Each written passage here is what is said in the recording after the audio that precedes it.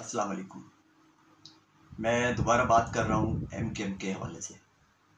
इंतहाई इम्पॉर्टेंट मेरी ये मालूमात हैं, तो इसे ज़रा गौर से सुनिए। जनरल ज़ियाउल हक मरहूम इस वक्त दुनिया में नहीं है। अल्लाह ताला उनको जन्नतुल फिरदौस में जगह दे। लेकिन बड़े अफसोस के साथ मैं ये बात कहना चाहता हूँ कि पाकिस्तान को जनरल ज़ियाउल हक ने तो तोहफे दिए जो कि इस मुल्क के लिए अजाब बन गए। पहला तोहफ़ा उन्होंने MQM बनवाई, सिर्फ़ और सिर्फ भुट्टो दुश्मनी और पीपल्स पार्टी की दुश्मनी की बिना पर कराची के अंदर इस पार्टी को नीचे से उठा के ऊपर लाए, और जो हशर आपने देखा वो तो आपके सामने है। दूसरा तोहफ़ा उन्होंने दिया हाउस ऑफ शरीफ का। मियाँ नवाज शरीफ जनरल जिलानी के नर्सरी में परवान चढ़े और ज़ियाउल हक ने बाद में उनको ऊपर तक रिसाई दिलवाई, और यहाँ तक कह दिया कि इनको मेरी उम्र भी लग जाए और मियाँ नवाज शरीफ का किला मजबूत है। आप देख लीजिए कि अब तक हाउस ऑफ शरीफ का किला मजबूत है, लेकिन पाकिस्तान की जड़ें खोखली हो चुकी हैं, पाकिस्तान की मईशत तबाह हो चुकी है। कारोबारी वज़ीर आज़म ने इस मुल्क को खोखला करके रख दिया। आप देख लें, उनका पूरा ख़ानदान इक़्तिदार में रहा। शहबाज शरीफ, हमजा शहबाज, इसहाक डार, इनके साहबजादे तमाम के तमाम किसी न किसी हवाले से इक़्तिदार में रहे। मरीम को देख लीजिए, वो आइंदा का ख्वाब देख रही हैं।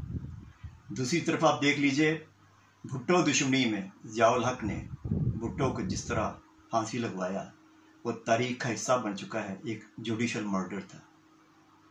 तारीख़ देख रही है कि आज भुट्टो नहीं है इस दुनिया में। पाकिस्तान की हालत देख लीजिए आप।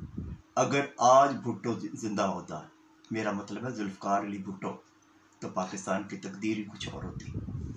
दूर मत जाइए, सिर्फ़ और सिर्फ उनकी ये किताब है द ग्रेट ट्रेजेडी। ये कभी मौका मिले तो नौजवान ज़रूर पढ़ लें। इस किताब को नौजवान ज़रूर पढ़ें, इसका मुताला करें।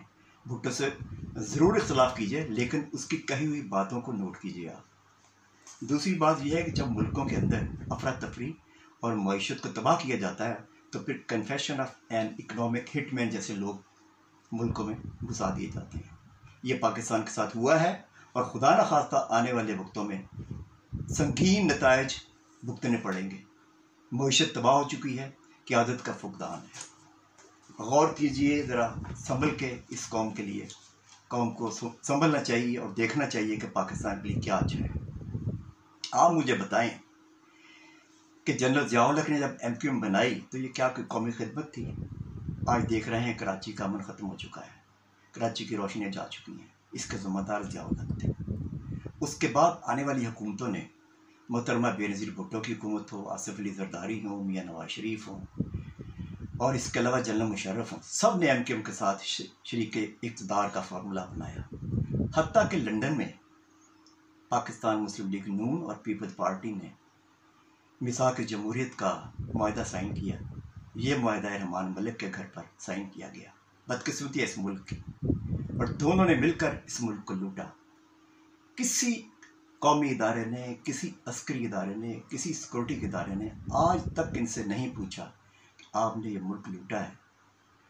अदालतें तो इनको क्या सज़ा देंगी? सबूत ही नहीं है।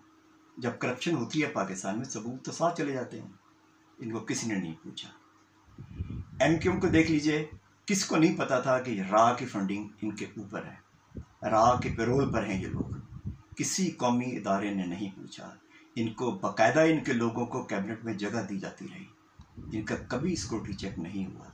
खुदा न खास्ता पाकिस्तान के अंदर इस वक्त जो सूरत हाल चल रही है, यकीन जानिए इसराइल, अमेरिका और इंडिया आंखें लगाए बैठे हैं, दौड़ लगा रहे हैं पाकिस्तान के ऊपर, पाकिस्तान के एटमी प्रोग्राम के ऊपर और पाकिस्तान के ऊपर। इस वक्त हमारे कौमी इदारों को, ख़ास तौर पर अफवाज पाकिस्तान को सोचना चाहिए कि किसी के ऊपर बिला वजह हाथ मत रखिए, किसी को सियासी तौर पर फ़ायदा मत पहुँचाइए। पाकिस्तान के अंदर निज़ाम को चेंज कीजिए। ये वक्त की आवाज़ है, वक्त की ज़रूरत है।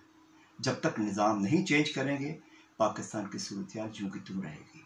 इस वक्त पाकिस्तान संगीन हालात से गुजर रहा है।